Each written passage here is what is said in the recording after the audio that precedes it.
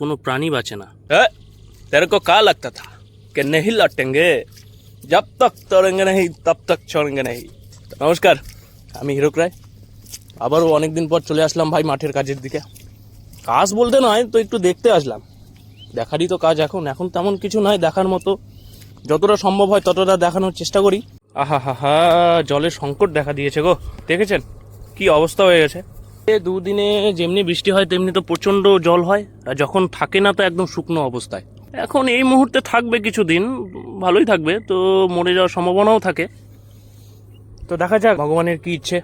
এই সমস্যা হয় শুধু এই উপরে জমিটাতেই, না তো বাদ বাকি সবগুলোতে প্রচণ্ড পরিমাণে জল আছে। দেখুন জমিতে রাসায়নিক সার দিলে কি অবস্থা হয়, কোনো প্রাণী বাঁচে না। এই মাছটা এই জমিতেই ছিল, সে মরে পড়ে আছে কবে থেকে, তারও কোনো ঠিক ঠিকানা নেই, পচা অবস্থা ধরতে গেলে।